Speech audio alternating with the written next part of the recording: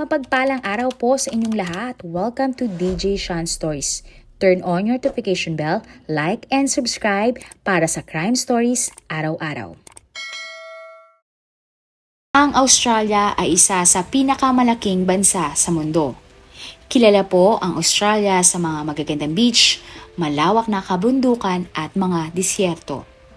Isa sa pinakasikat na lugar dito ay ang Sydney Opera House, the Great Ocean Road at Kakadu National Park.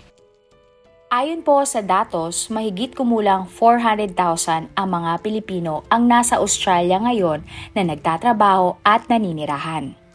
At pinaniniwalaang tataas pa po ang bilang ng mga Pilipinong pumupunta dito kada taon. Ang kwento po natin ngayon ay nangyari sa Australia ng taong 2013, kung saan isang Pinoy ang nahatulan dahil siya po ay nakagawa ng isang krimen dahil sa kanyang minamahal.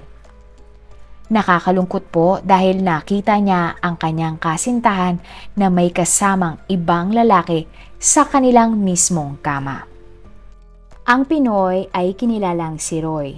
Siya ay 28 years old noon nang nagawa niya ang krimen. Siya ay lumaki po sa Pilipinas, isang magaling na estudyante at isa siyang IT graduate.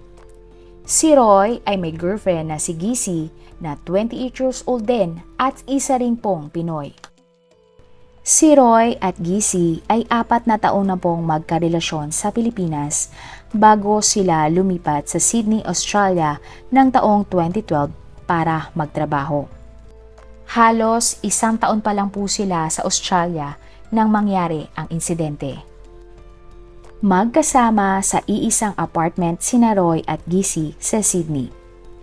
Naging masaya naman ang kanilang relasyon. Ayon nga po sa isang kapitbahay, madalas niyang makita na sweet ang dalawa at mababait ding tao. Sa Australia, naging isang call center agent si Roy at graduate naman sa isang cooking course si Gisy at siya ay nag-OJT sa isang hotel sa Double Base, the Golden Sheep. Ayon po sa mga kaibigan ni Gisy, proud pa nga na umattend si Roy sa graduation ng kanyang girlfriend. Masaya si Roy dahil isa si Gisy sa 3 estudyante na nakatanggap ng mataas na parangal mula sa eskwelahan. Para nga sa katalinuhan, dedikasyon at determinasyon ni Gisy. Si Gisy ay nag-aral din ng kursong nursing at nag-shift ng kurso nang makapunta sa Australia. Sa hotel kung saan nag-OJT si Gisy ay nakilala niya si Amin. Si Amin po ay mula naman sa Nepal at 30 years old na isang chef. Siya ay may fiancé noon na si Pridepa Yonzon, isang nurse sa St. Vincent's Hospital sa Australia na mula din po sa Nepal. August 2013, nagsimulang magkita ng palihim sina Gisy at Amin. Nang mga panahon na iyon ay nagkaroon din si Roy ng pagdududa kay Gisy na ito ay may ibang karelasyon. Napag-alaman pa nga po na nagkaroon ng pag-aaway ang dalawa dahil sa mga bintang at hinala noon ni Roy. Dahil dito, nag-install po ng isang application si Roy sa cellphone ni Gisy na pwede niyang makita ang mga text messages na binura na ni Gisy sa kanyang cellphone. Bukod doon, nag-install din si Roy ng isang tracker sa cellphone ng kanyang girlfriend. Ang pangyayari, October 11, 2013. Nasa trabaho noon si Roy nang i-text niya si Gisy at tinanong kung nasaan na ito. Nag-reply naman si Gisy kay Roy na siya ay nasa training center na mga oras na iyon. Pero dahil nagdududa siya sa reply ni Gisy, ay chinek ni Roy ang tracking app nito. At lumabas na si Gisy ay nasa apartment kung saan sila nakatira ni Roy. At dahil sa pagsisinungaling ni Gisy, mas lalong nagduda si Roy. Kaya naisip niya na puntahan ito sa kanilang apartment. Kaya naman, nagpaalam po si Roy sa kanyang manager noon na uuwi siya sa kanilang apartment dahil siya ay may nakalimutan. Nang makarating siya ng apartment, Nakita ni Roy na may awang ang kanilang pinto dahil hindi ito nakasarado ng tuluyan dahil sa isang chain. Sumilip si Roy at nakita niya ang kanyang girlfriend na si Gisi na kasama nito ang kanyang katrabaho na si Amin. Ang dalawa ay walang mga saplot at magkasama sa kama. Dito na sinira ni Roy ang pinto ng kanilang apartment at sinubukang kumprontahin si Amin dahil sa pakikipagrelasyon nito kay Gisi. Pero nag-away lamang ang dalawa. Tinanong nga ni Roy si Amin ng, "Why?"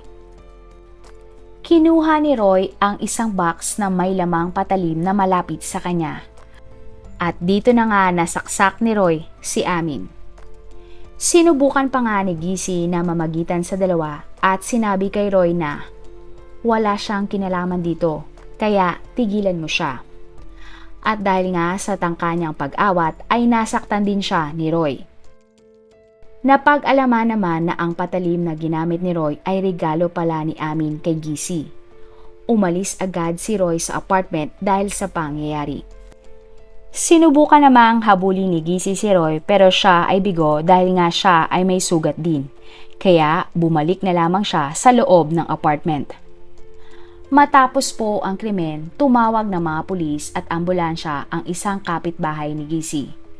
Pagdating po ng mga paramedic ay agad na idineklarang patay si Amin at dinala naman sa ospital si Gisi para sa kanyang mga sugat na natamo.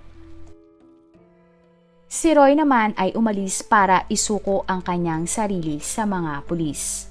Doon ay inamin nga niya na siya ay may nasaksak dahil nakita niya ang tao na yon na hubot-hubad sa kanyang kama at kasama pa ang kanyang girlfriend sa kanilang apartment. Dahil nga po dito at sa kanyang pag-amin ay inaresto si Roy. Kinasuhan siya ng murder at assault pagkatapos po ay ikinulong. Ang trial ng kaso. Nagsimula ang trial ni Roy ng taong 2015. Sa korte, inamin ni Roy na siya ang sumaksak kay Amin at nagplead po siya ng not guilty para sa kasong murder.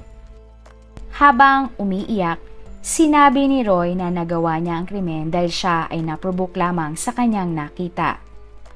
Ayon din po kay Roy, hindi po siya ang taong sumaksak at naposes lamang siya ng isang masamang espiritu kaya niya nagawa ang krimen. Dagdag pa ni Roy, natakot siya noon kung ano ang makikita niya kapag nagpunta siya ng kanilang apartment. Parang nag-iba daw ang kanyang pagkatao at napuno siya ng galit. Kung malinaw ang kanyang pag-iisip ay hindi niya daw magagawa ang krimen. Depensa din ng abogado ni Roy, naprovoke lamang ang kanilang kliyente at nawala ng self-control nang makita ang kanyang girlfriend na may kasamang ibang lalaki sa kama.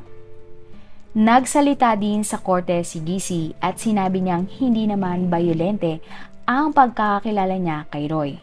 Kaya nagulat siya nang nagawa nito ang krimen. Pero inamin ni Gisi na isang beses ay nagalit si Roy at sinira ang kanyang paboritong laruan. Ayon pa kay Gisi, nakilala niya nga si Amin sa hotel kung saan siya nag-OJT at nang panahon na iyon ay parang nawawala na ang kanyang interes kay Roy kaya pumayag siyang magkaroon sila ng relasyon ni Amin. At umamin din siya na lagpas 3 buwan na silang nagkikita ni Amin. Napag-alaman din sa korte na si Amin ay ikakasal na ng November ng taon na iyon at napatay siya ng October, 1 buwan bago siya ikasal.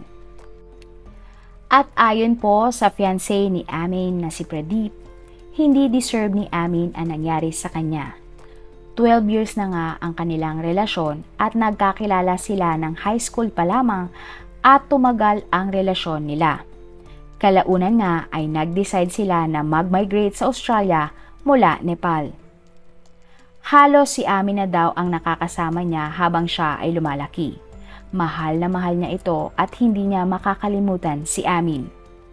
Matapos ang krimen, napakaraming tanong ni Pradeep ang hindi na masasagot pa. Pero pinapatawad niya na si Amir at Gisi para sa pagtataksil na mga ito. Hindi matanggap ni Pradeep na wala na si Amin dahil November nga sana ang kanilang kasal. Ayon pa kay Pradeep, dahil sa nangyari, hindi na siya makapagpapatuloy sa buhay at sobrang hirap na ang kaisa-isang tao na kasama niya noon sa Australia ay wala na.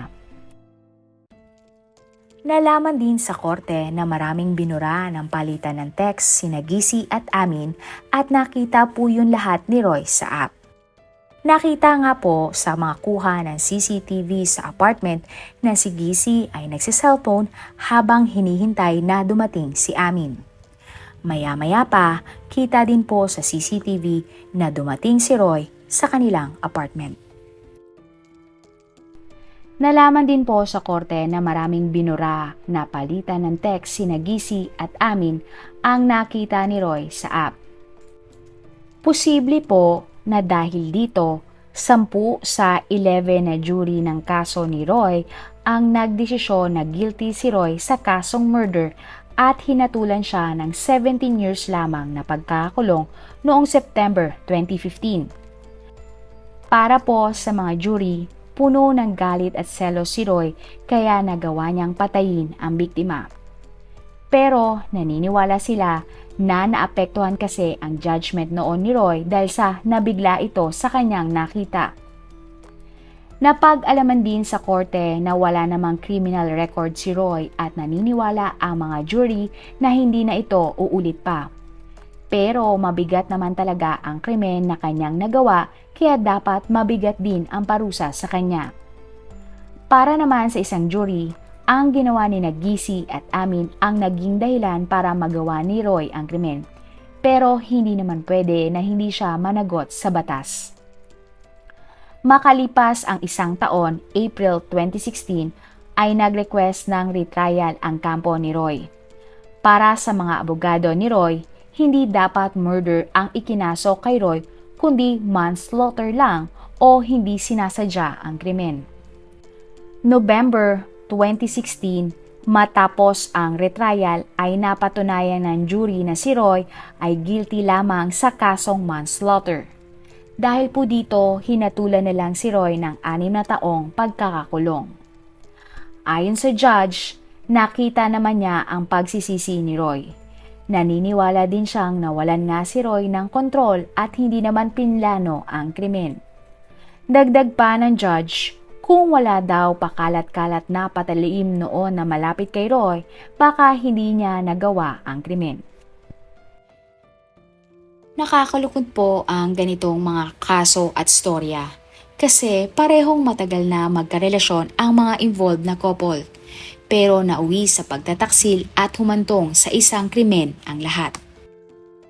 Marami pong salamat sa inyong panonood. Huwag kalimutang i-follow at mag-subscribe sa iba pa nating YouTube channel katulad ng Manila Boy Wonder Philippines at Tagalog Facts at Mysteries by DJ Sean. Mapagpalang araw po hanggang sa susunod na episode. Salamat sa lagi niyo pong pagtutok araw-araw. God bless everyone!